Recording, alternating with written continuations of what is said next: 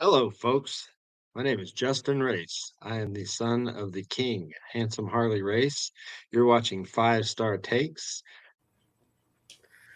Wow. Oh my God. Wait a minute. There's not just two of us this time, Shane. We actually have someone with us this time. Who? Yeah, Who you got? three. Who you got? Who's here? Wow, and next, and just a little early peek behind the scenes. The next episode there will be four. The Four Horsemen. Yes, this is actually going to be a pretty special. That's a week wrestling. That's a wrestling.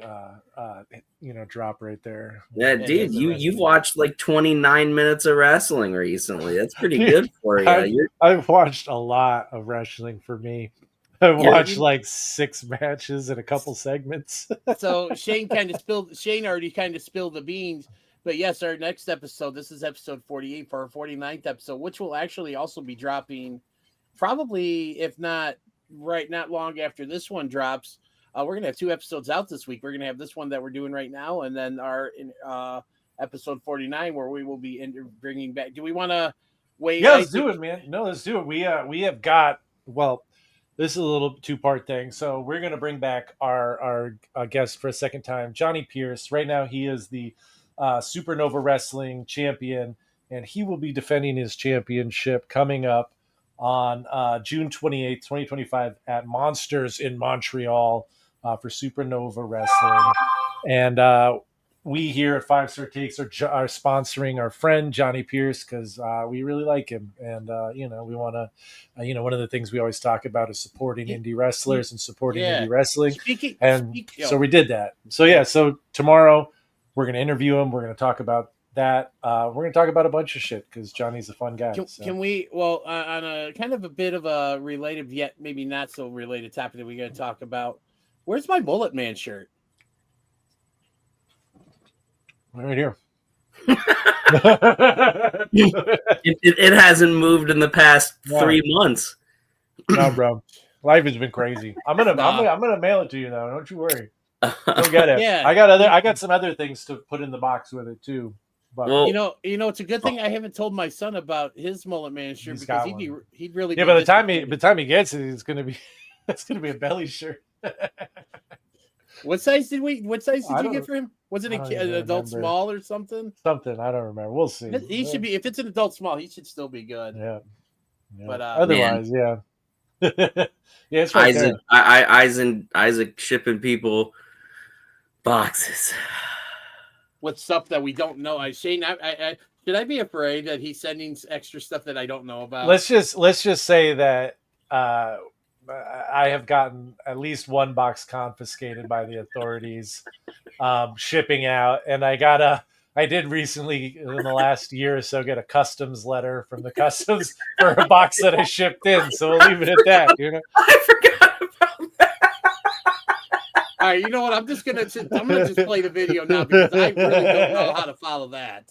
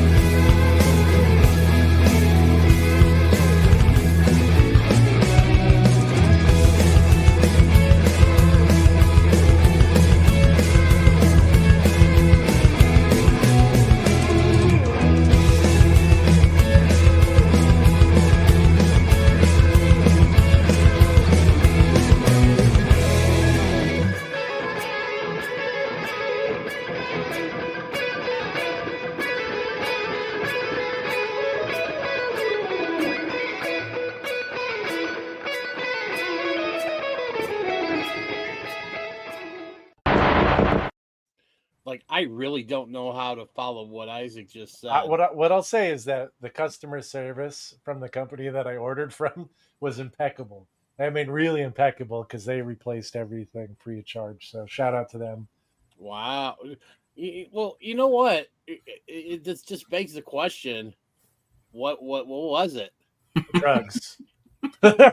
Drugs, absolutely. Sorry. I'm It was- sorry I asked. It was illegal. It was illegal drugs, man. Leave it at that. Oh my god! This show there seems so, and nothing against you, Shane, but when Isaac's on here, it's just that this show just seems. Now, and just jumping back a second, if your wife overheard this conversation, do you think she would still think you were the weirdest person that she? Wait. If my wife heard this conversation, and if you repeat the question again to me one more time. Well, she said that I can't be any possibly any weirder than you, and you know. And if she had heard what you just said, would she possibly change her answer on that? Yeah, that's what I'm curious about. If she watched a whole episode of us, might she change her mind? Or Probably. a whole episode, 5 minutes and 40 seconds. Here. Hold on a second. I'll give you the answer in a DDJ way. Yeah, I saw that one coming. So no, she would probably not change her mind. She would probably still insist that you're not any weird. I'm still weirder. Well, there you go. I guess that's love. So what's typically, love got to do with it? It's just a secondhand emotion, my friend. Oh, dude. Go ahead, Shane. I just wanted to. Geez. I just wanted to ask you, DDJ, if you saw that Ben Johnson had the Bears offensive line running routes today, I believe. No, but you know what? I'm loving everything he's doing in Chicago because he's doing stuff that we haven't had seeming like we haven't had a coach do since Dicko was around. Well, I mean, the offense is going to be fun. Everything else is yet to be seen, but you're gonna have probably right tackle catch a couple passes this year, which is always fun. As long as he reports as an eligible receiver, I'm perfectly fine with that. Oh man, what a disaster that was. Yeah, how about that, Isaac? Man, Chicago Bears fan rule, huh? Being a Chicago Bears fan since Lovie Smith got fired it's not been fun. It's not been fun. No. Try being a former A's fan. Fuck, man, talk about heartbreak. Speaking of that, did you hear that they officially started to break the ground on the Vegas stadium? That's funny because they still don't have all the funding for it. They're still $300 million short on funding. Hey, and the A's got I can't think of the kid's name, but they've got a rookie that's just been tearing it up. We got a couple of good. They got Rooker, and who are the guys we always bet on? Oh, dude, yeah, fucking Brent Rooker. Dude, pisses me off. And then there's another one. Yeah, dude, I'll tell you who I bet on, and it pisses me off. And this is shoot style, dude. But the frickin' Milwaukee Brewers, dude. Hey, now watch. Anytime I bet on them, I lose. Man. I lose every time. It doesn't matter if I bet on them or against them either. Yeah, it's like when I would bet on the A's. It's the same thing. It doesn't matter. It's dude, the baseball is disastrous to bet on. I can't so hard. I can't wait until football season comes back, and then hopefully we can. Or the NBA regular season when you have like the Lakers going up against the Hornets or whatever, or the Hornets aren't the team anymore, but whatever. Jacob Wilson, that's the guy I was thinking of. Yeah, he's good. Yeah. They got. I mean, now that they're not in Oakland, they're willing to sink some money into the team because they're fucking cocksuckers. Well, yeah, because they signed what's his name, Severino, to like the largest contract in A's history, and considering, and I mean, I guess it's this day and age, but considering the fact they used to have players on that team like Ricky Henderson, Jose Canseco, Mark McGuire, Jason Giambi. Yeah. Baseball contracts are audacious. Yeah, well, no. A lot. You want to know contracts that are basketball contracts. Yeah, I mean they're all crazy, big, but no, I mean baseball is worse because there's no freaking salary cap. No, there's a lot of things. I mean, baseball's there's those players that like will get a contract and then like will get paid forever. What's his name? Bobby Badia or whatever. The Bobby guy Badia. from the Reds. Dude, Shohei's only getting like I think it was like 2 million. Oh, he's going to get paid for the rest of his life. Yeah, he's going to be getting like 60 million a year for like the whatever Forever.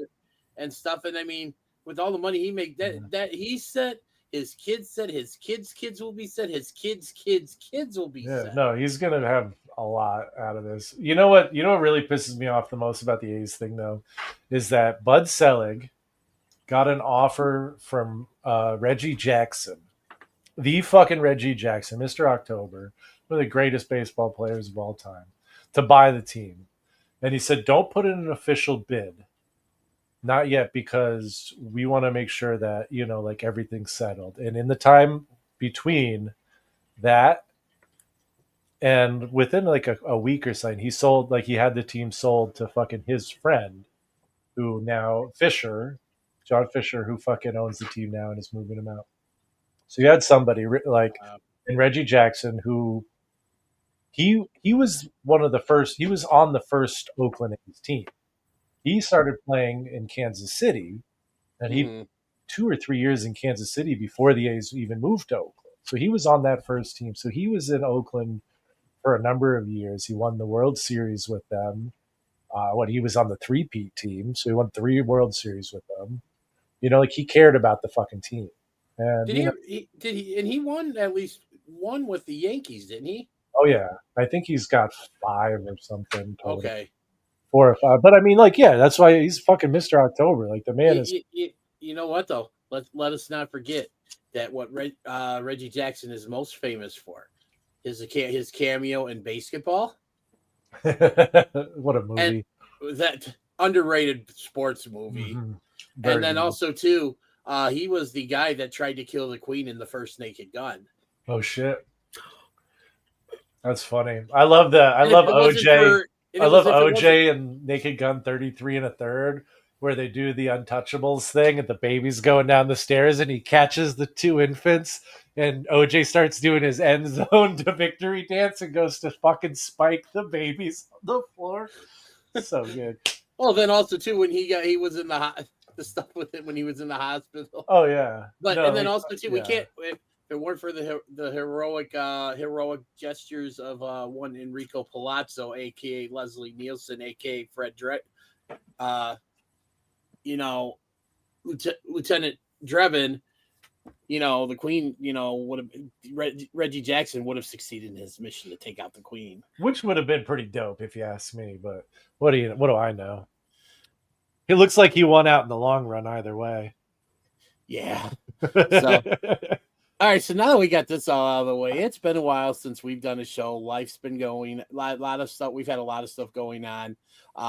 You guys know, and I mean I haven't really gone. This is going to be the first time I go public with this because I haven't even posted about this on Facebook. But I recently lost my job through I'm just going to say through something that was beyond my control. So it was some old bullshit. I'll say that.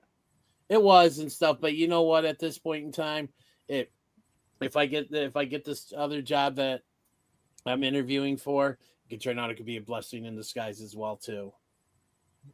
But I just wanted to take a minute before we get in the show to thank you two for your never-ending support and friendship because it does help.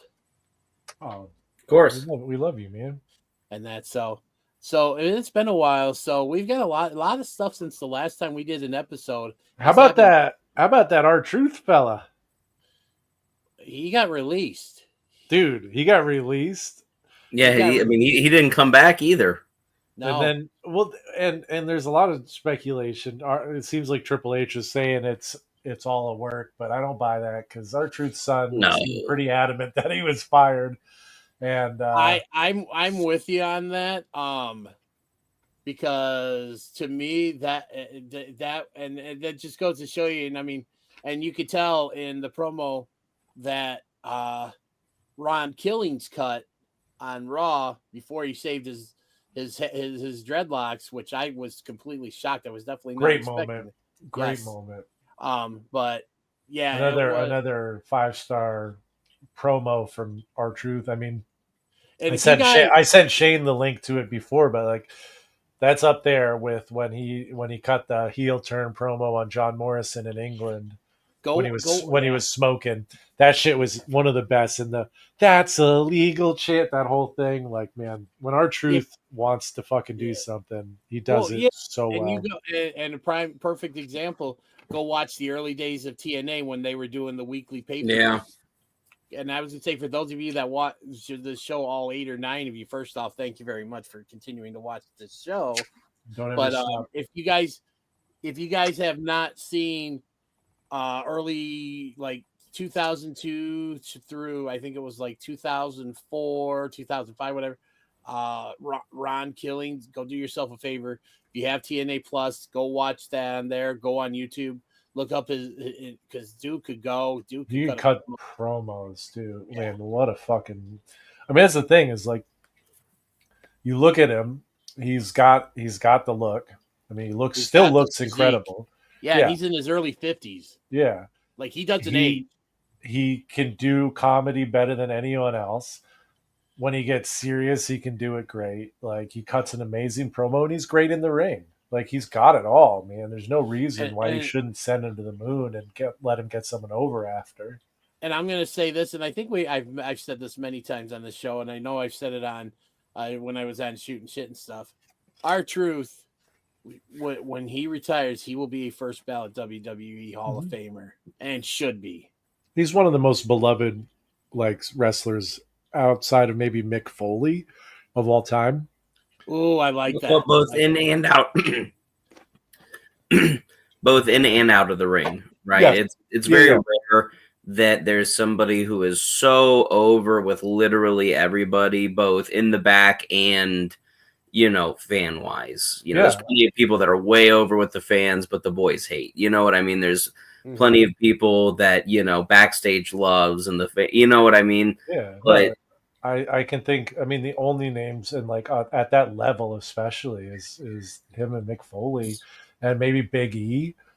Well, and another thing, Big E's a good call, but I mean, another thing with R-Truth that I think doesn't get brought up enough is Raw was so bad for so long. The mid, early 2010s to 20, post COVID, really.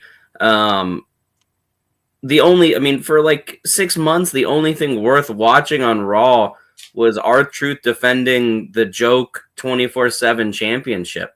I mean, it was 24/7 stuff would start happening, and at least I would be yes.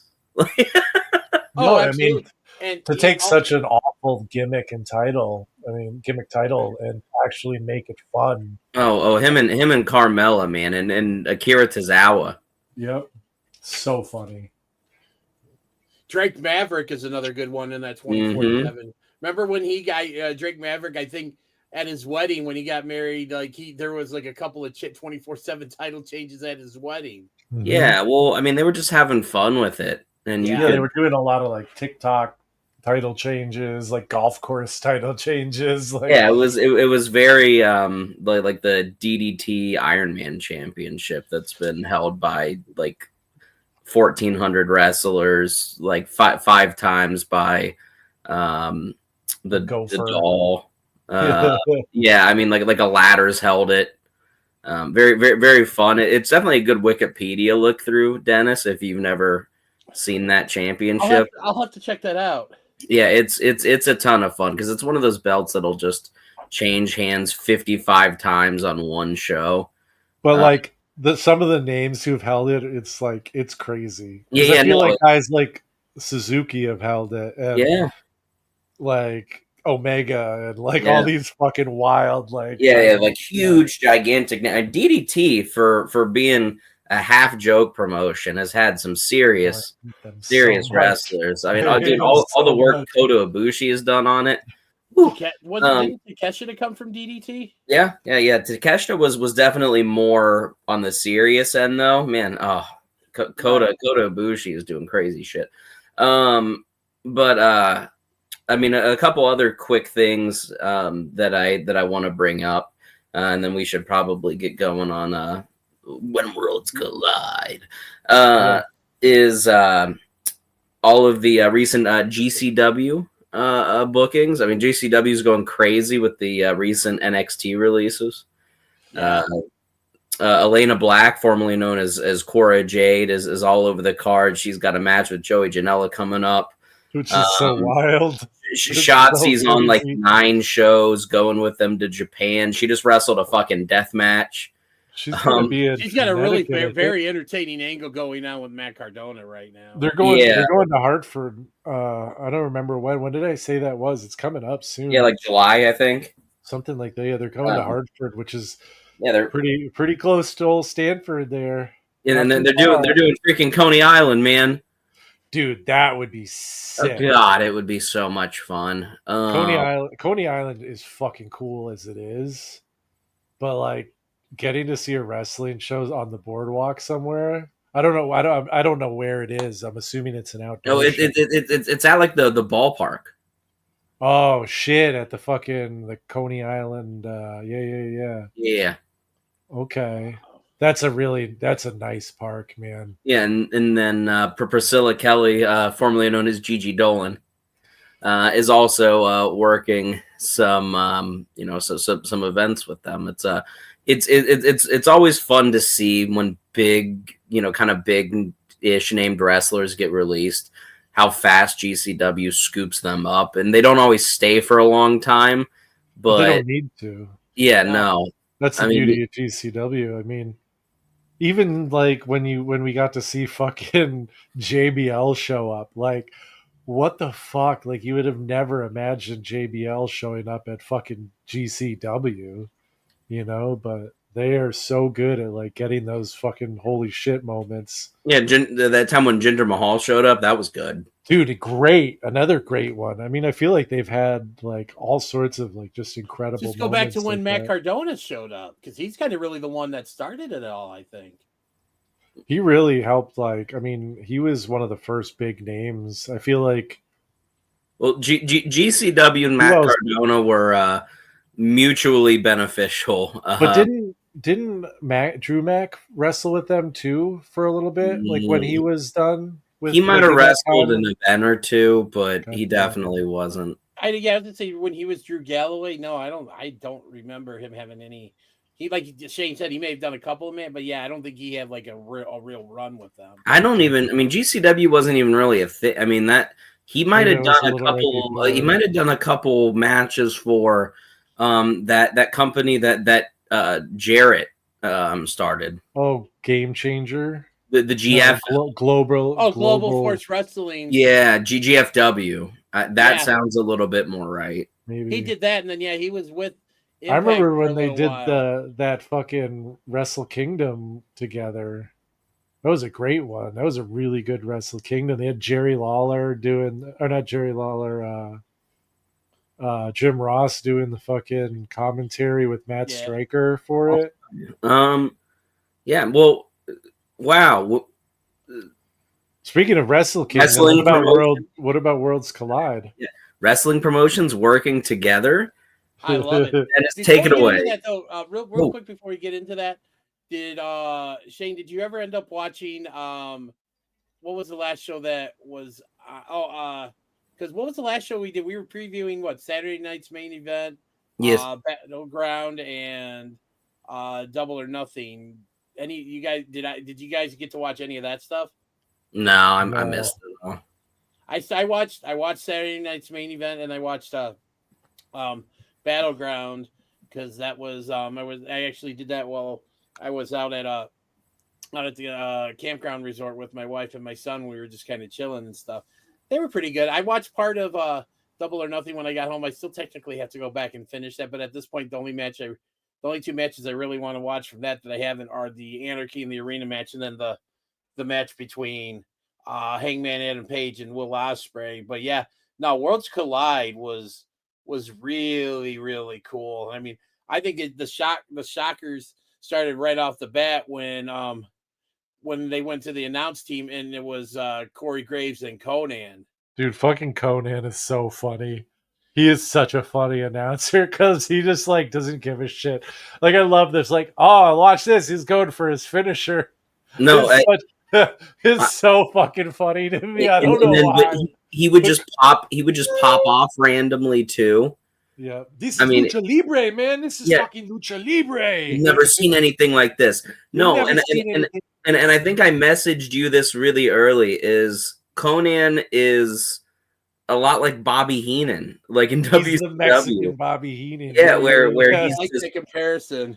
where he's just saying stuff. Like it's So semi-analytical, but you can tell that like he's just like, I do what I do. I'm not gonna do. You know what I mean? Like It like, makes The me sheer fact that he was on a show that was co-brand, co-promoted by WWE, because I didn't think he Huge. had a really good relationship with them. everybody Yeah. always finds a way back. Yeah, Dennis. man, it's one of those things. Yeah, I mean, it's funny that one of the things that it made me yearn for is a little Vampiro commentary. God, I mean, he was so fucking good. He was so funny and out of his mind. Yes, God, I do miss that team. Man. yeah. I mean, if anybody's listening to this and wants to hear a pretty interesting interview, check out the old Such Good Shoot channel. We interviewed Vampiro pretty early on, and that was that our first interview? it was towards the beginning, and If it wasn't our first, it was our second. Yeah, it Wasn't was- Just Incredible your first interview? no, I don't he think was. we would have done anymore. I don't. Maybe Um, maybe we got the Godfather first. I can't remember. I feel like we the did. Godfather was Yeah. number one because it was all that fucking jackass Jacob bullshit, and I just went. Yeah, and did it. but yeah, if anybody wants to hear some having fun interviews, there's a couple good Godfather ones up there. The There's a Vampiro one with is Vince interesting. Russo. Vampiro was very standoffish at the beginning, and he warmed up as the interview went along. I Yeah. really liked it. And I thank you guys again for letting me be part of the one when you guys interviewed Dr. Tom Pritchard. That was He was really fascinating. Yeah, there was some really good ones. That was a really Hornswoggle. special time. It was Mike- a really special time to be a fan of, like a wrestling fan, like that 2020, 21 time, because like they weren't doing anything. No one was doing anything. So they were like willing to do these fucking interviews we with got fucking anyone. Mike Chioda. Yeah, we talked to Kyoto, man, and we talked to fucking like Godfather like 3 different times. We talked to all sorts of he cut a people. promo on me. He did. We talked to oh my god, one of the worst human beings in pro wrestling, Duke the Dumpster. Droz. Oh, that was an interview that we did. I didn't show up for that one. I didn't. Sure, I thought all of us were there. I didn't do anything with Duke the Dumpster. Yeah. That one was. Yeah, we even. I mean, there's even an interview that we did that never reached the light of day. Yeah, we did. We did what? Al Snow, man. We interviewed Al Snow, and it was just the audio quality was shitty. He had a shitty mic, and he was a fucking prick. Oh, He was a fucking prick, and we were just like, yeah, fuck that. Let's not put it up. It was not fun. He just was talking so much shit about wrestling fans. It was really embarrassing. Oh, jeez. Yeah. Yeah, So we didn't air that one.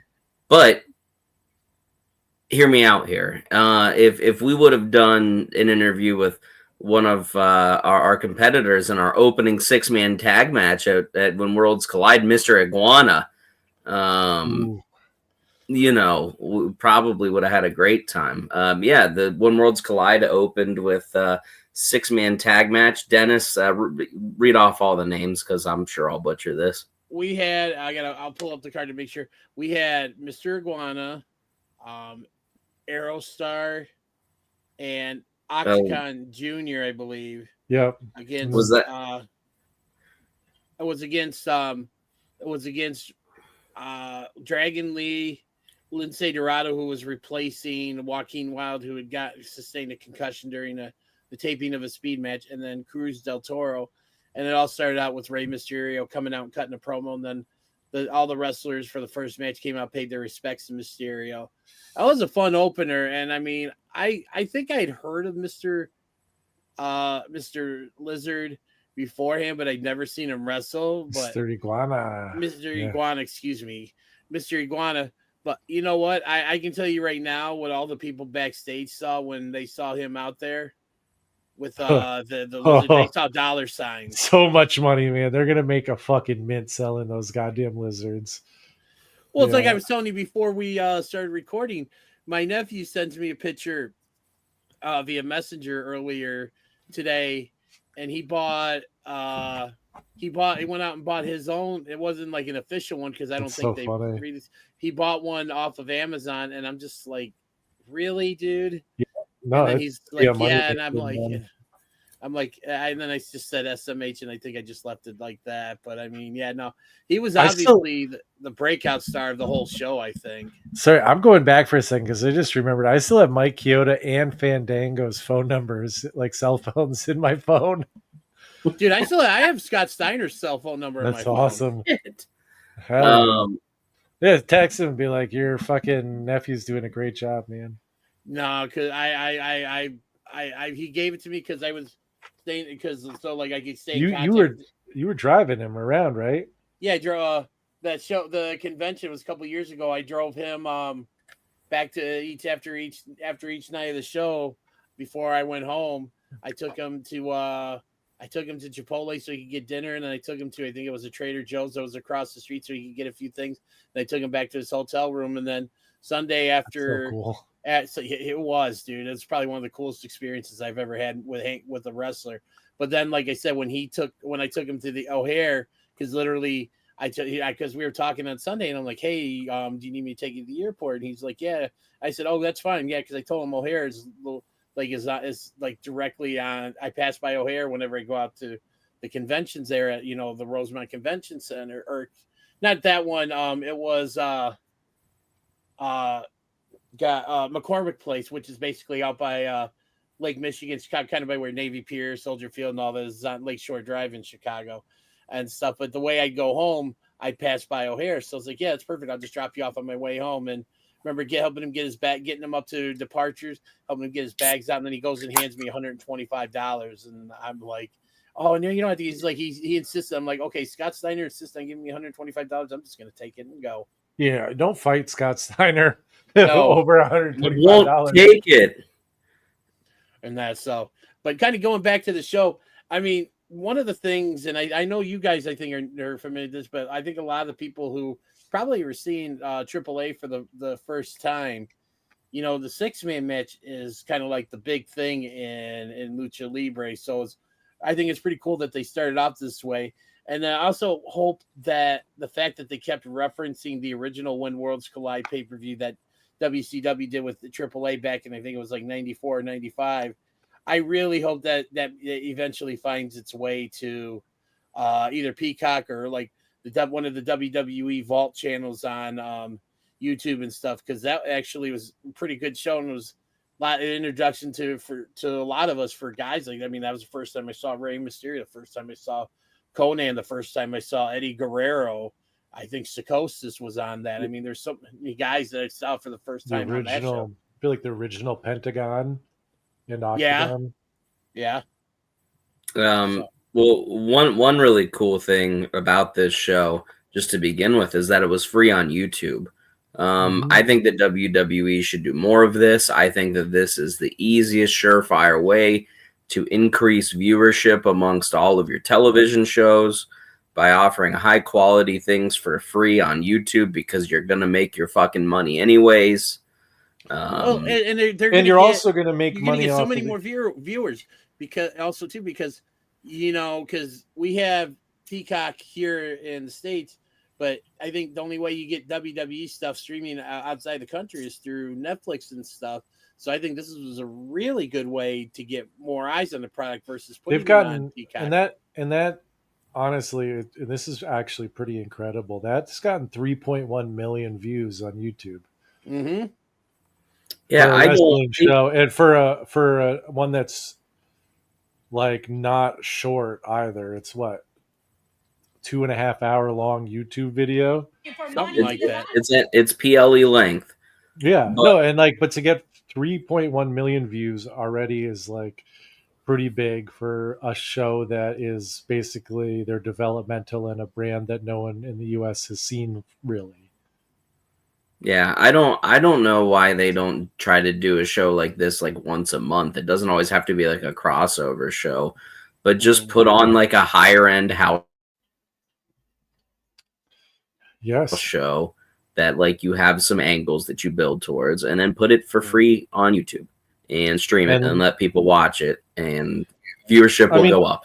I even like the idea of doing that as like on a pay-per-view, like the same day as a pay-per-view, like they did this, so you can have like a storyline set up for the show that happens later in the day, even because Which that actually happened after this match which was went a over. great, which It is a was. great way to build a story and just like add another match to the card. Yeah, And, I mean, I loved it. Yeah, it was super fun. It was super cool. I mean, the match itself was, you know, I mean, not a 5-star classic by any means, but it was something so different than anything else you see in WWE. It was very cool to see. and I think Mr. Iguana got so fucking over. Yeah.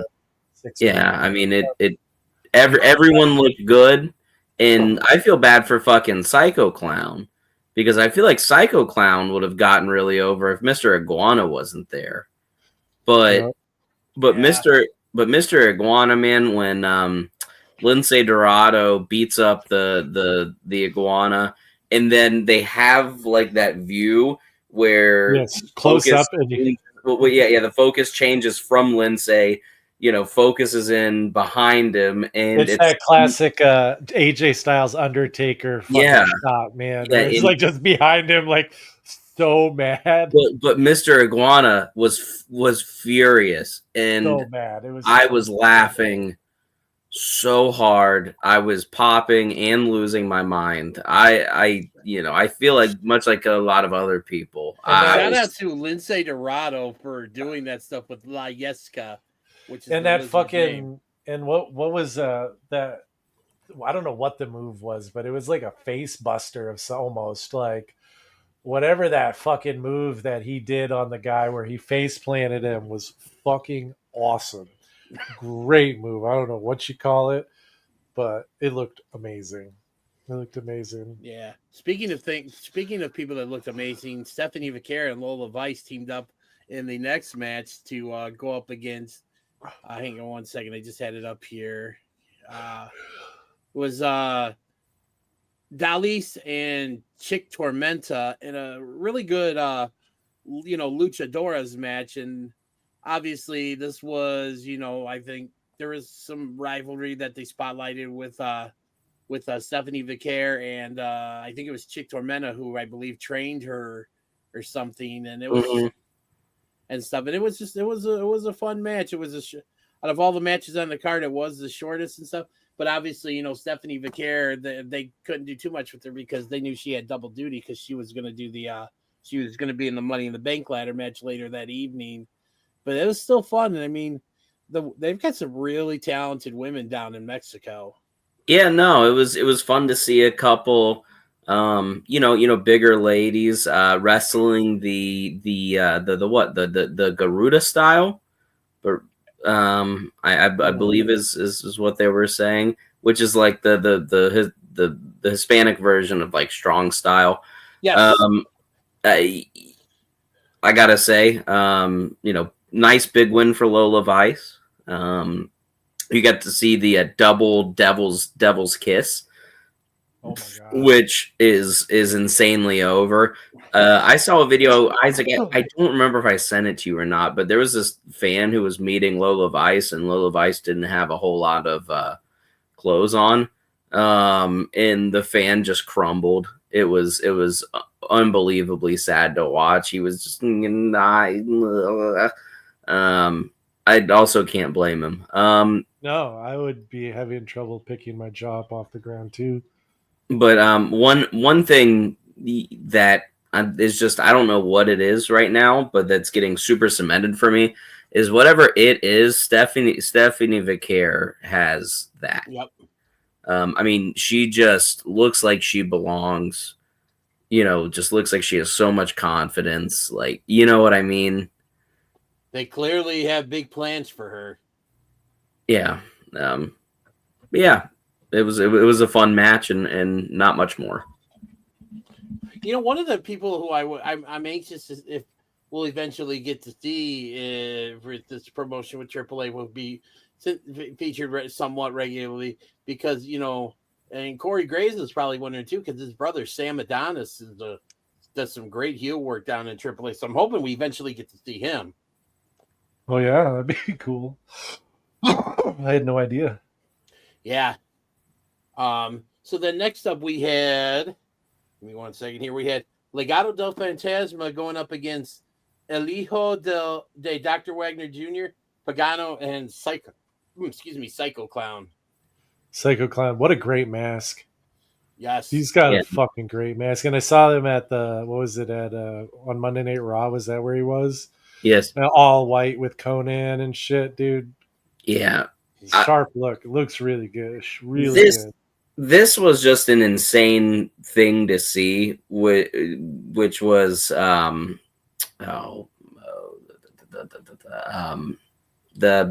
last luchador, Pagano. Pagano in a WWE ring is insane. Pagano is a Mexican death match like super legend. Yep. So to see him wrestling for WWE is very, very weird. I mean, once again, this was a lot like the opening match. I would say this one definitely wasn't as good, simply because, like I said, I mean, Pagano, more of a death match guy. Psycho Clown, more of a death match guy. But once again, it's just like, I don't know. It would have taken something truly awful for it not to be fun at this show.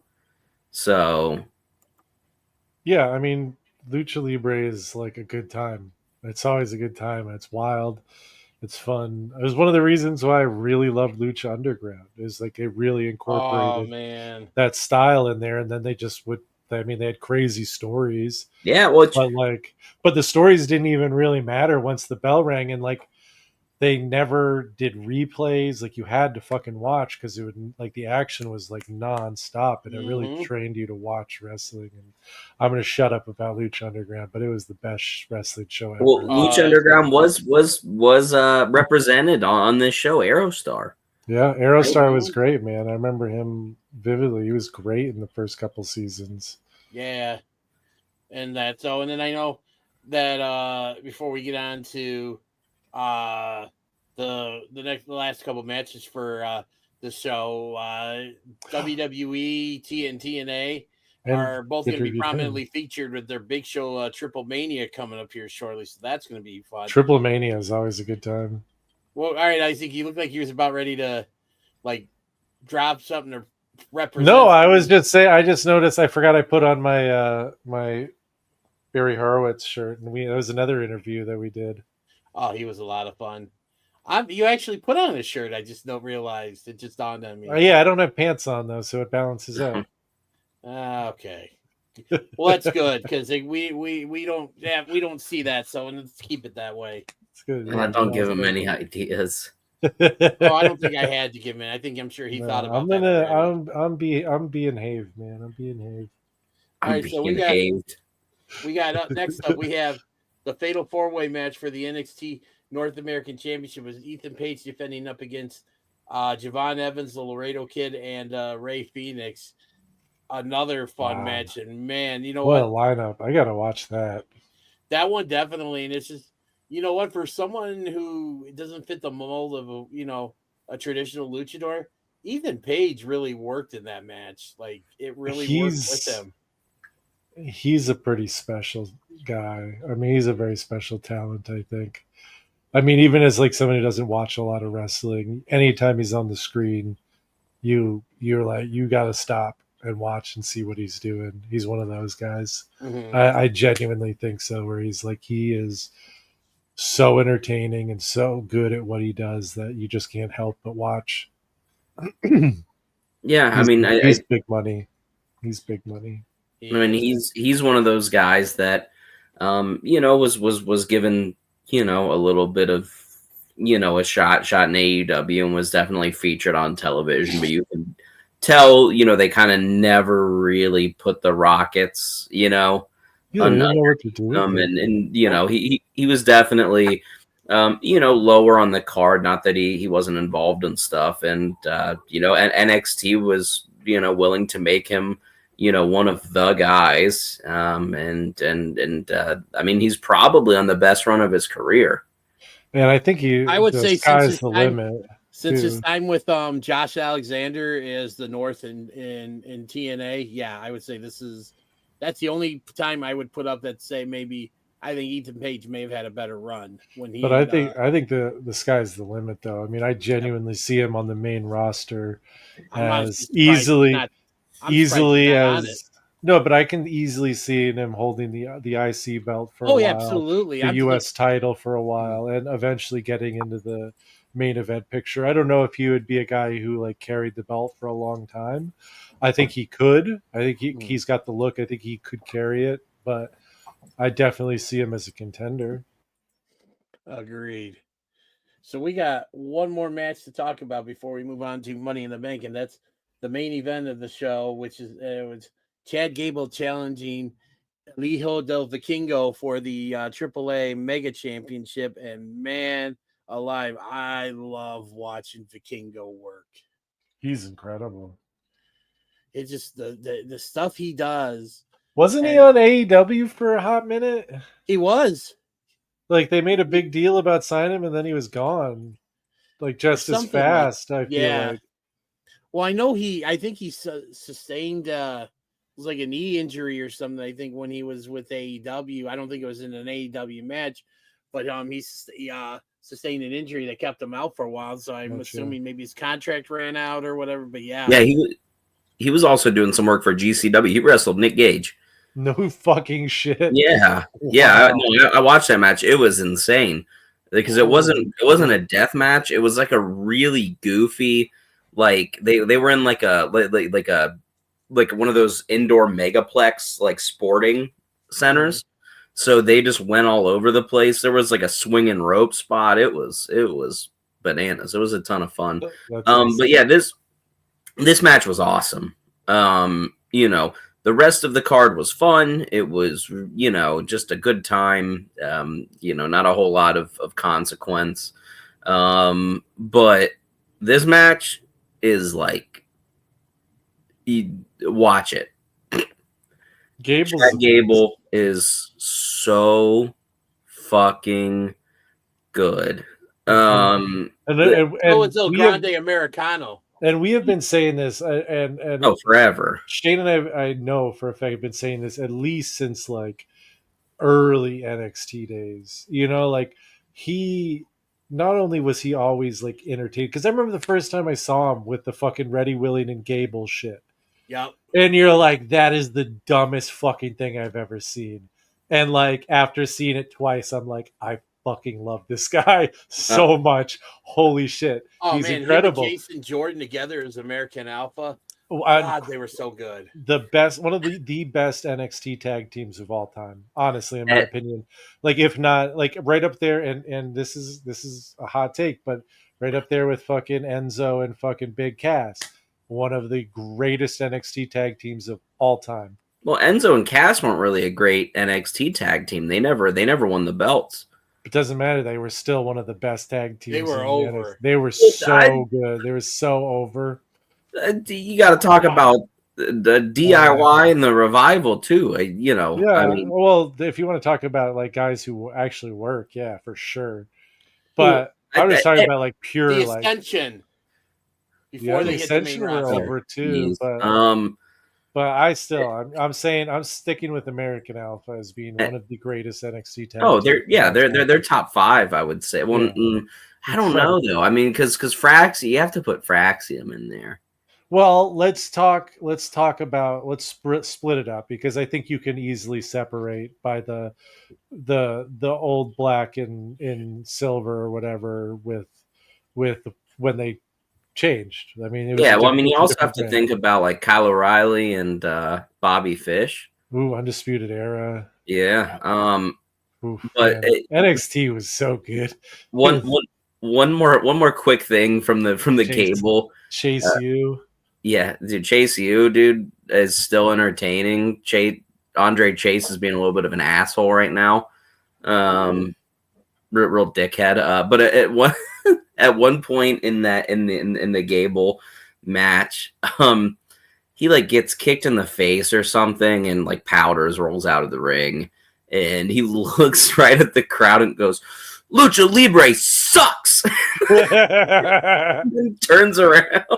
I fucking love Chad Gable. I really like. He is quite super possibly the most like talented wrestler on the whole roster.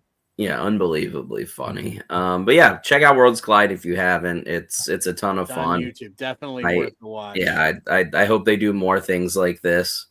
Yeah, and that leads us to what happened that night, which is Money in the Bank. But before we get to that, let's take a quick commercial break for our friends at Waukesha Sports Cards. We'll be right back, guys. Waukesha. There's DDJ from 5 Star Takes, and when I come up to Milwaukee to see the Brewers play, there's one place that I always make it a point to stop at. Waukesha Sports Cards. Come on, let's go inside and check out what they got. Thank you. Thank you.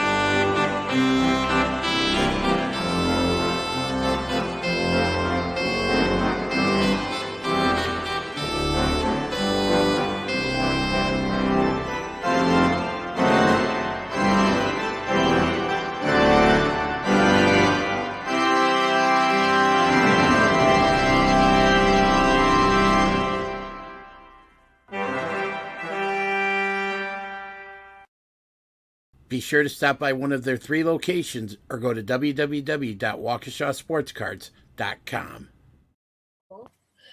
Ah, man, that place never, it's always first class custom 5-star customer service, 5-star customer service for 5-star takes. And I bet if one of your package gets confiscated from them, they'll replace it too. Oh, they would. But I would like to think that they would never send me a package that would get confiscated. Well, they just you never know. Somebody could be envious of your cool Milwaukee Bucks. Not Milwaukee Bucks. Oh, Milwaukee the Bucks. Brewers gear. Big Bucks fan. You earned that one, Shane. He's a big Bucks fan. Well, actually, I don't watch basketball. Bulls, baby. Basketball is unwatchable. It didn't used to be. No, it didn't, which is a shame. You know what though? If you start gambling on basketball, it makes it really entertaining and also fucking infuriating. Look at Shane. This is what I look like after I gamble on basketball. Oh man. Yeah. Isaac's deleted the app about 3 times in the past 30 days and comes back 4 days later. Yeah. Refreshed, invigorated. It's ready to lose more money. Ready to lose more money. Yes, absolutely. Oh my god. Losing the money in the bank. I was gonna say Cash App.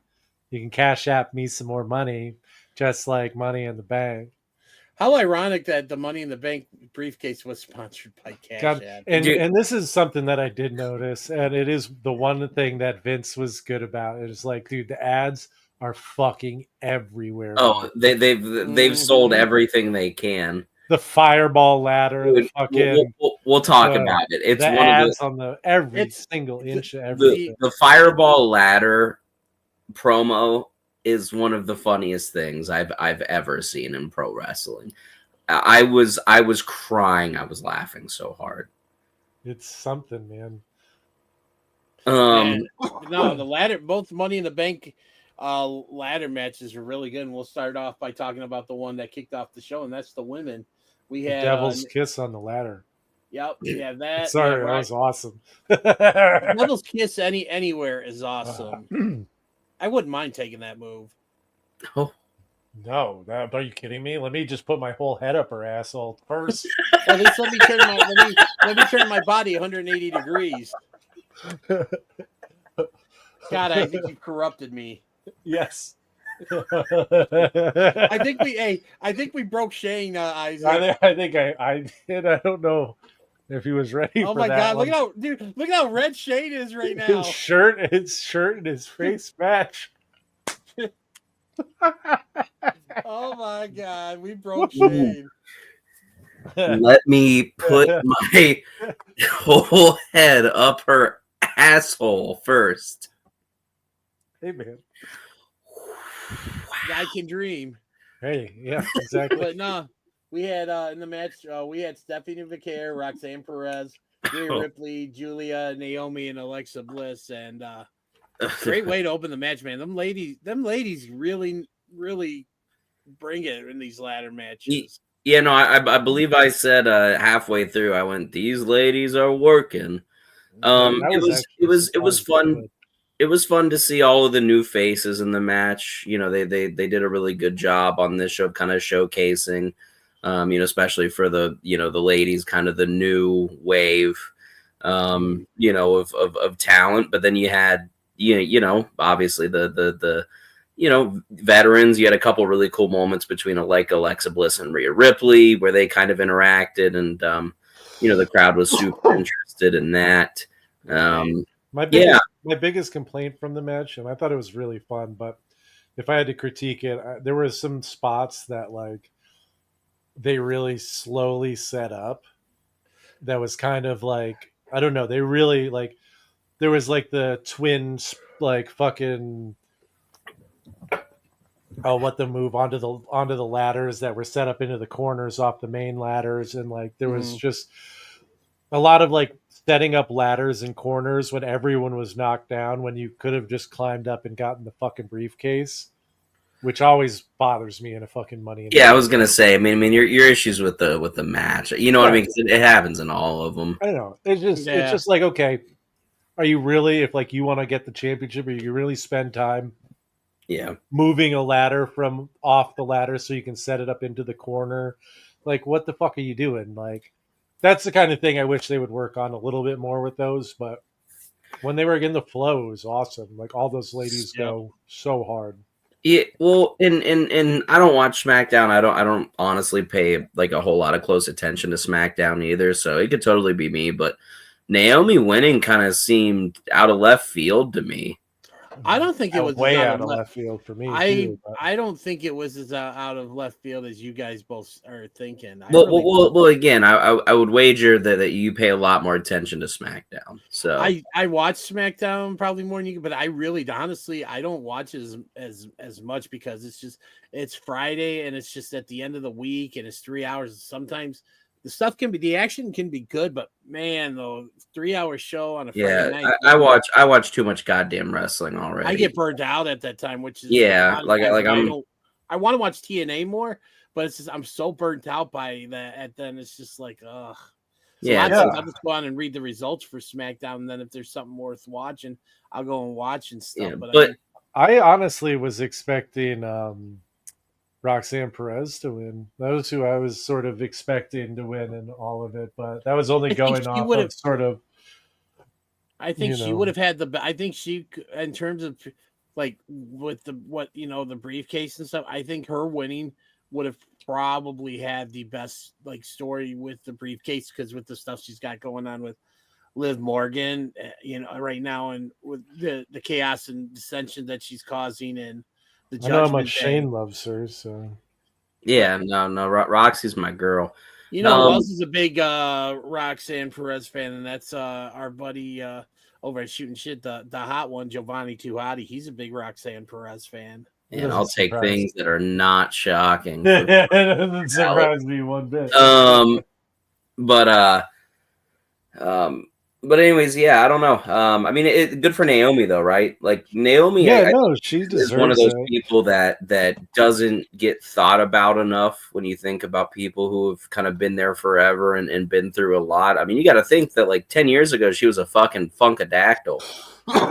Yep. Oh my God, that's right. She Yep. was. That's like Yeah, her. and then, I mean, it's gotten to the point where, I mean, in She's all legit. likelihood, she's going to be, women's champ. And good for her because she Yeah. deserves a lengthy run with that title. Yeah. I believe she's won it twice before, but she never really had a long reign. And I was honestly afraid when she dropped the match to Jade Cargill at WrestleMania, and I know Jade had gotten the better of her on a few exchanges. Stuff. I kind of was worried that she was going to fall by the wayside, so to speak, but it's great to see that she hasn't, because I mean, honestly, what she's doing now, some of the best stuff she's done. This is probably arguably the best run of her career so far. For sure. Oh, for sure. I don't think So there's anything because I don't think she had that like she never had anything, like I mean she was always a good worker, but like she had a deep. she had the glow gimmick and like things like that, and but like she never really had like anything that made her unique or like a solid push, like she was Yeah, always a solid mid-card woman, like she had a. here's my comparison with her. Like I Mhm. always have looked at her this like I've always thought that they look at Naomi the same way as they look at Natalie, right? Or Natalia. Natalia. Like that Yeah, I she's could see that. reliable, she's a good worker, she'll do what she's told, but they don't get to like bust out of the box, and they're there to make someone Mhm. else look good. And I feel like that's the way they've always treated. And I'm glad that she's getting the opportunity because, like, I feel like Natalia is another one of those ones that, like, I saw the promo or whatever from Bloodsport she did, Yeah, I was just where gonna she bring was this. like taking off the fucking makeup and all that shit or whatever, and like stripping down and like getting into her fight clothes. And I'm like, what? Why the fuck did they not let her do this in WWE? Well, it's just also too. You bring that up because you could see, GCW. You saw what she was capable of in that, but also too, you could see what So good. Naomi was capable of when she was in TNA, was Trinity, and That's true. she I actually had a totally, decent run with yeah, the Knockouts Championship there. So I yeah, mean, because they yes, went and released her. I forgot Yeah. yeah, about that. I yeah, totally forgot about that. Yeah, because when she came back, it was like a big deal, and then it was They didn't do anything with her. Yeah. right. Well, So speaking of good for wrestlers, the next match up we had Dominic Mysterio versus Octagon Jr., which was the match that was set up earlier in the Yeah. day. Which is another Um, really fun match. it yeah, was I mean it short was. though. Yeah, it What was short. It was pretty Yeah, short. I mean, but like again, that's time that they would have spent on vignettes or whatever else. I'm Right. glad that they had this little showcase. It was a fun enough match. It gets I Octagon like that Jr. show. I like that showcase term a lot for this match. Yeah, And I think like I think it was a smart move because one of the things that Triple H always gets a lot of shit about, and like whether you love it or not, like his pay-per-view formula is we have 4 or 5 matches and they go all about 20 something minutes. And like like it's nice, but at the same time, like having something that's like 5 minutes, having something that goes quickly changes things up. Like Right. if you're like, okay, this is going to be 20 minutes of match, like you don't have to care about the first 20 minutes. It's like watching the NBA. It doesn't matter until you get into the last 10 minutes of the fourth quarter, like Or the last 2 minutes of a football game, in the yeah. fourth quarter. Yeah, so it's like, okay, like I can check out until then, but like when you start throwing that into these pay-per-views, like that's Mhm. really good for wrestling to have. And even though it's like ahead of time, like there's no chance that Dom was going to lose that fucking belt. There No, was but it was, no, but like yeah, like, but so the outcome. So like the one thing that you can control that people won't know is the time of the match, and I think making it yeah. not too fast to make him look bad, but like quick enough to still make Dom look strong and And put on something entertaining. one of the things I really liked about this match is that I think it reminded people that, you know what, Dominic Mysterio can go. Like he's not just like the chicken shit heel, which he's doing a great job. But the dude, the greatest intercontinental champion of all time. Yeah, I love that gimmick for him. He's great, dude. He is, and I mean, he is like he is just amazing. And I mean, I honestly didn't think he would be this big, like when he first started. But it's great to see. But again, I don't think anybody. No, everyone thought he was terrible, and then he sucked.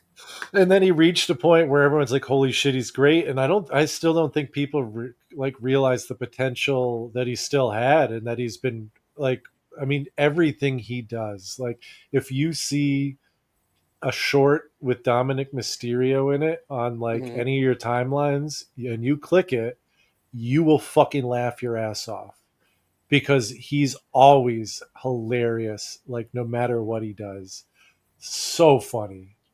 Like always, and like he's always in character. He never is not dirty Dominic Mysterio, and I love that. I think he's like one of the few wrestlers out there who's like able to like keep kayfabe alive in like the weirdest of ways, like by kind of just being himself and like never changing, like it's great. Like, and like Ray's doing a great job with it too, like I think there's something to be said for that. But even like when they're, at the Hall of Fame ceremonies or at like events together, or like all these different things, like they always sit like they never sit together. Well, they also did the stuff like where he showed up, with Rhea at the Mysterio home for like Christmas, and he got arrested on Christmas. Yeah, but they were at a UFC fight. They were both at a UFC. Yeah, and they sat separately. They sat across the arena from each other, and that's the kind of shit that's like, like it was UFC Noche, UFC 300. Yeah, and like I know, Shane knows, we all know that fucking they love each other, and that they're like super close, and that, but like they're fucking keeping that shit going just because that's what they do. And it's like, old school. God, man. He's so good at it. Yeah, just probably wrestler of the year in a lot of ways. Like, just been so good. Speaking of matches that were good, our next match for the Women's Intercontinental Championship with Becky Lynch and Lyra Valkyria, with Lynch going over, and Shane didn't like that. I didn't like it either but I mean, I was pretty surprised. I think I was surprised, but at the same time, I think this just means that, obviously with what happened on Raw with Bayley returning, for the first time since before Mania and stuff. Obviously, we know where that's going. But she looked so good. The one thing that I liked about this match is I think Lyra got over even more than she already was getting in this and stuff. And I said that was a great women's match. Yeah, it was a slow start. It was a bit of a slow start, but it picked up though. I honestly would have rather it ended with that double count out. I thought that would have been at least like a slightly more interesting finish. I think the thing that really detracted from the finish wasn't necessarily Becky winning, because I still like Becky. I'd like to see a little bit more character progression from her, but whatever. Like, that's not like the biggest thing. But like the whole like Michael Cole and the tights thing, like did like what was going on, and it looked like a botched finish of some sort, which detracted from it, because like Michael Cole's freaking out about her grabbing tights, and they don't even have a camera angle of it that shows it. You wouldn't be saying that was botched finish if you would have watched NXT from last night. Oh no! Oh my goodness! Dennis, who's the Jasper Troy? The one that won LFG season 1. Yeah. Oh my God, he wrestled Obafemi in the main event last night and was clearly supposed to kick out and forgot, and the ref looked really silly. I haven't had a chance to watch NXT. Oh, I'm yet, sorry, but, buddy. No, really? I know what happened. I saw the results and stuff. So, but I mean that. Wow. Oh, really bad. It was a situation where the ref just didn't count the 3, and then the announcers were like, "He must have noticed a twitch from the shoulder, and it counted it as up." And it's like,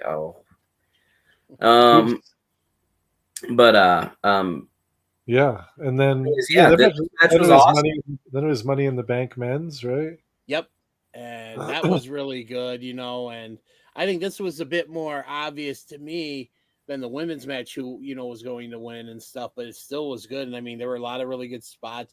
You had the involvement of this, Braun Breaker and Bronson Reed, and then you had finally the dissolution of the partnership between Solo Sikoa and Jacob Fatu, and Jacob Fatu said, "I hate you, Solo."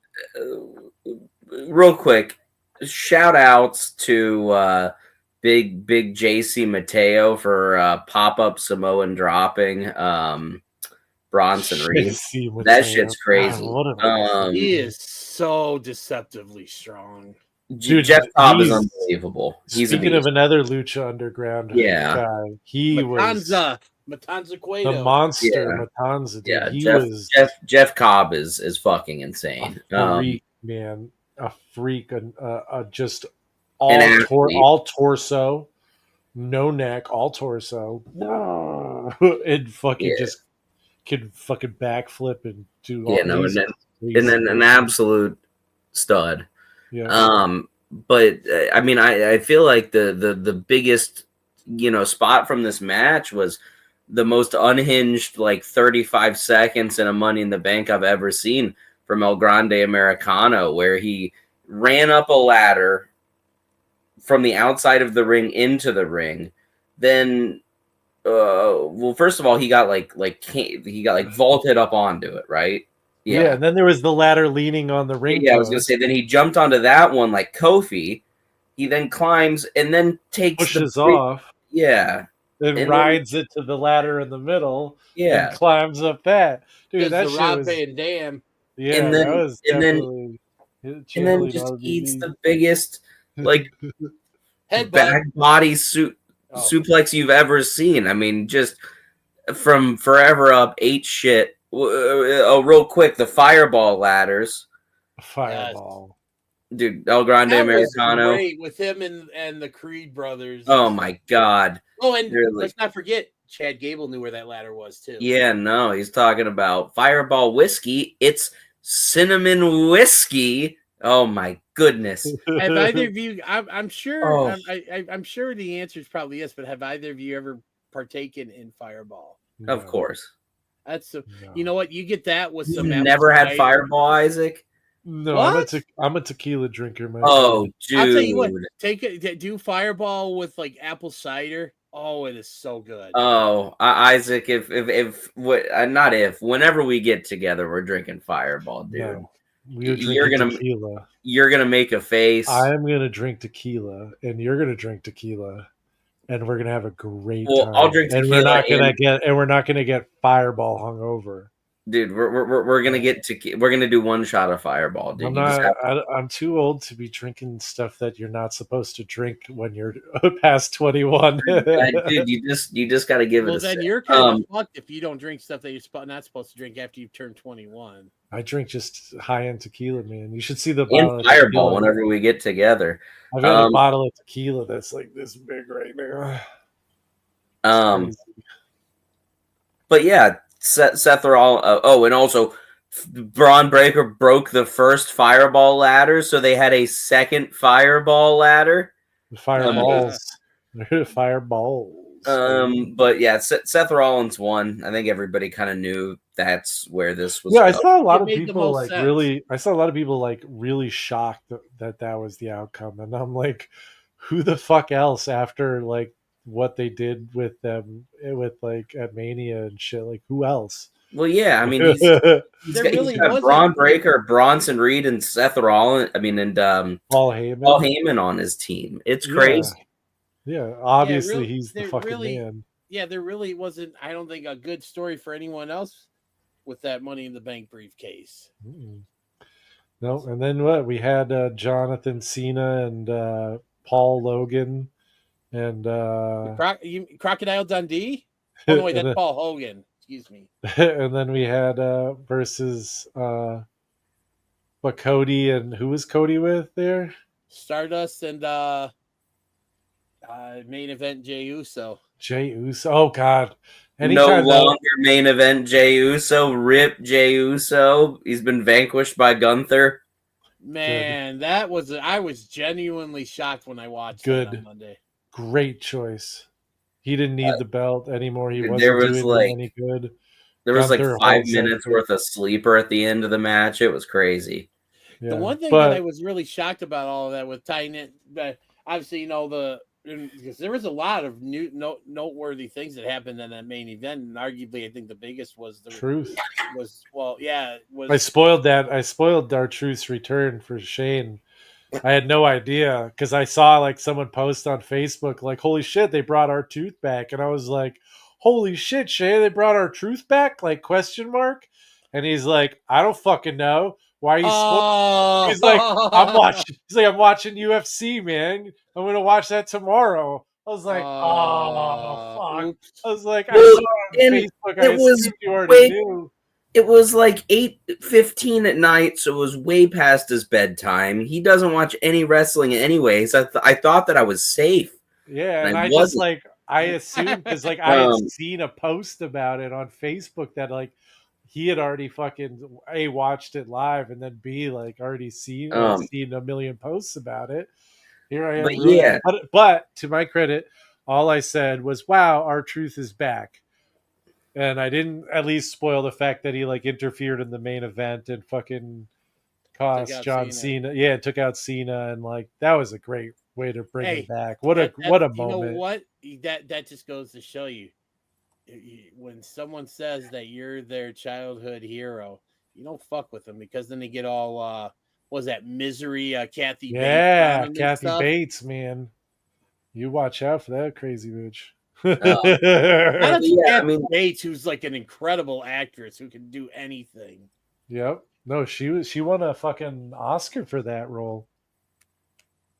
She Rightfully won you guys ready? so. You I she guys mean, won ready? best actress for that. What's up, Shane? I'm You guys ready. ready for my 5-star take? Yeah. sure. This John Cena title run is just a like a Hulk Hogan WCW title run, dude. The matches all stink. I think that's by It's design. I know, no, I know, I agree, but it's crazy. Like watching his matches now is like take over time machine, dude. Um, Like it's nuts. It's like watching WCW pay per view. I'm curious how him and CM Punk do. if they do it, because there's this whole thing, because supposedly it's going to happen at Night of Champions in Saudi Arabia. Let's just see though, if because I know in the past Punk has, He's been pretty Saudis. Yeah, we'll yeah. see. Well, I have one. Before we go, I have one last thing I think we should do. Actually, before we get to that, because I know what you're talking about, just a shout out to one other guy who was found out his contract wasn't being renewed around the same time our Truths was, and that's Carlito.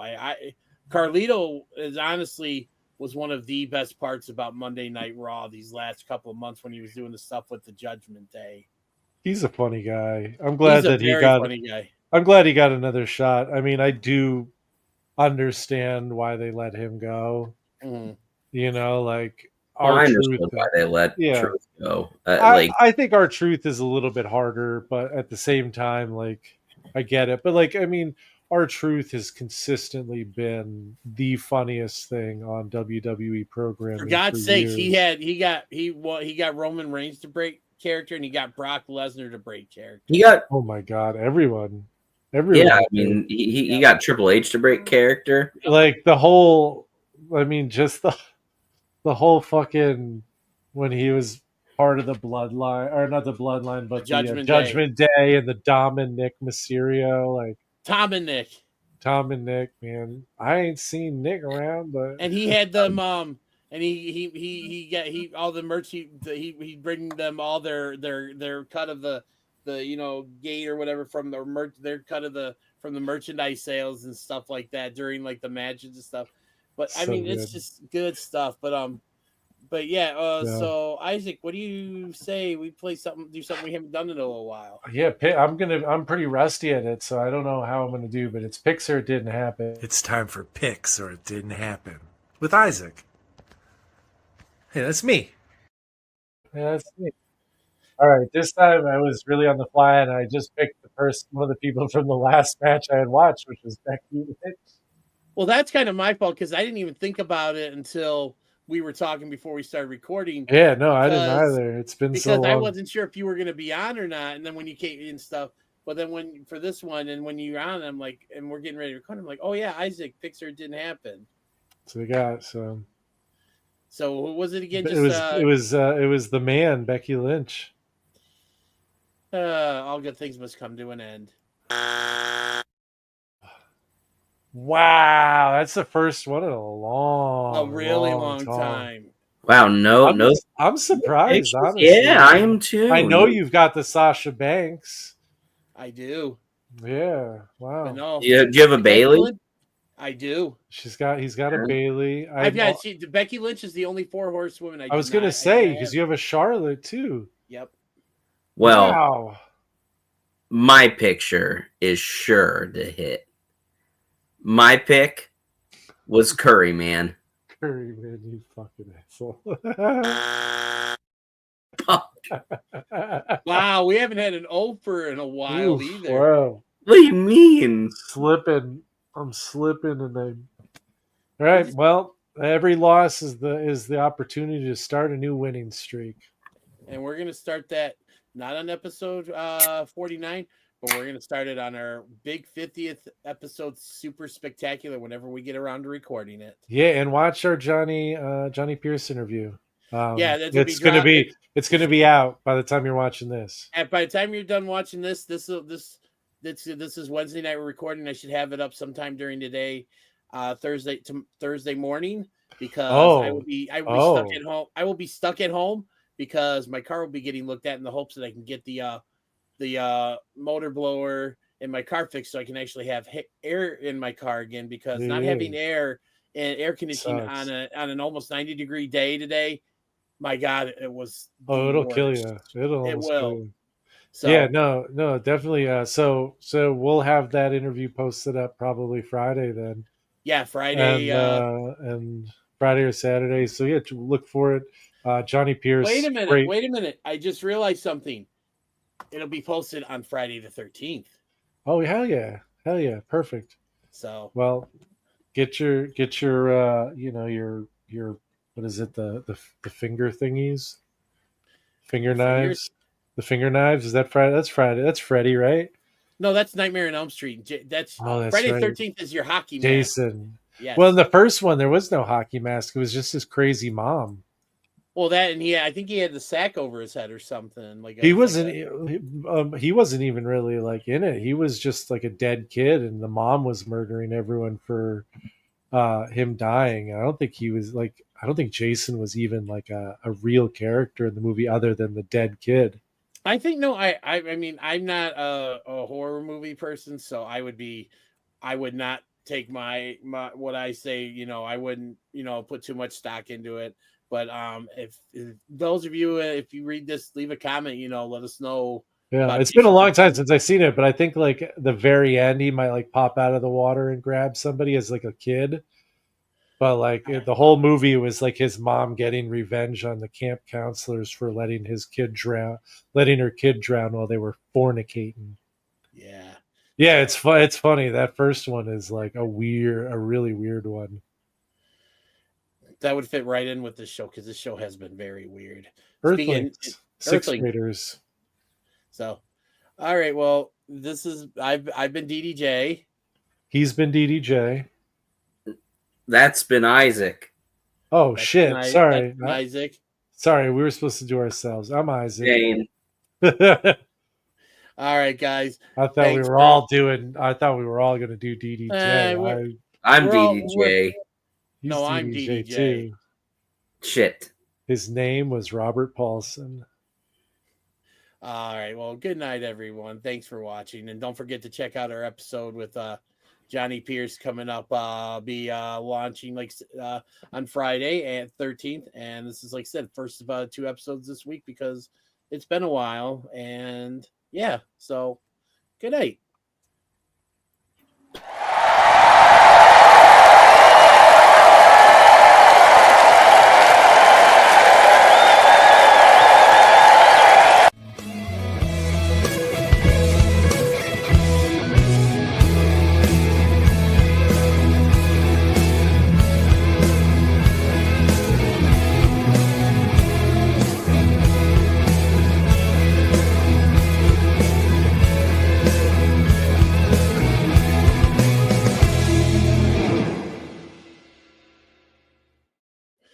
So before we officially say goodnight, this is our catch-up episode because we're trying to catch everybody up in the world of wrestling. I just have to ask you both, ketchup, yay or nay? Depends on what. Almost always no, except for French fries. Yeah, I like it on stuff. I like it on meatloaf. I like it on a burger. I like it on a dog. I like it on fries. Hey, I like it on good breakfast potatoes. Oh, I love breakfast potatoes. Yeah, ketchup has its place, man, for sure. I like a ketchup potato chip. I think it's a good flavor. I am not a ketchup person at all. Yeah, I mean, I don't mind it for French fries, but even with French fries, normally I'd rather just have like a honey mustard. Or check this out. My wife loves honey mustard. There's a restaurant in New York City called Pomme Frite, and it's a Belgian chip shop, basically, like a Belgian fry shop. Yeah. And you go in and like they got these giant kettle fryers and they're frying the potatoes, and they have cones. You get a cone of fries, and they come in 3 different sizes. And then they have like 60 different dipping sauces, right? All different kinds of like mayos, aiolis, ketchups, like you name it. Jeez. They have different ones. And you get like, depending on like the size, you can get like 3 to 6 different sauces with it. Yeah. And then Holy you go up crap. and how big are the cones? That's like the world. You get like a fucking cone the size of my head. I mean, you're eating a lot of fries. It's like 2 pounds, 3 pounds of fries. And then you go around and like the seating is like it's like a bar, but it's like a very shallow bar. It's like maybe 10 inches, 8 inches. And they just have holes in it, like a hole. And you slide the cone into the fucking hole and you stand at the bar with your sauce and you just sit there and you dip, eat. And it's like $6 and it's incredible. Wait, all that for just $6? Depends on what size you get. But like, yeah, it's incredible. Still, that's Pomme Frite, New York City. They used to be on First Avenue. Down like near the Village, but that place burned, that whole building burned down, so they end up moving someplace else down there. I'm not sure where, but oh man, great concept. All they do is French fries and dipping sauces. So yeah, anyway, I'll leave you on that note. When in doubt, dip it out. Keep airsick lowlanders away from spices. Take everything you have, throw him in pot. Yeah, put in that pot, baby. That's good. It's good advice. That's how I learned to cook. It was my first culinary class. So airsick lowlanders away from spices. Hell yeah, dog. Sorry, bro. Legends of the Ring Sting, man. This is a great figure, old school figure. Looks great. It's Sting! Old school Sting from WCW. Guys, you know us. 3/4 of the Shooting Shit team, and we're here with a listener just like you guys. This is Jimmy from Super Powers Comics. My friend of almost 20 years. He's known him since you were 12. If you know people in Chicago, you probably know Dennis because he knows half the town, of course. But shooters, if you need action figures, comics, wrestling memorabilia, we just showed you Sting. Superpowers Comics will put up their QR code so you can get a good look at everything they have coming. Give it a shot, shooters. Get your superpowers on and get your comics from our friend Jimmy, who listens just like you. Save 25% on your first order when you use the code 5-STAR. Attention wrestling fans and fans of Shootin' Shit podcasts. You can now be one of the cool kids by going to ProWrestlingTees.com and buy the official Shootin' Shit t-shirt. Buy it now and be there at ringside. This episode and all episodes of 5 Star Takes are now available on YouTube at www.youtube.com/@5StarTakes. Be sure to like and subscribe. Get all of your 5 Star Takes news and updates by going to our Facebook page at www.facebook.com/SHOOTINSHT. And as always, thanks for watching.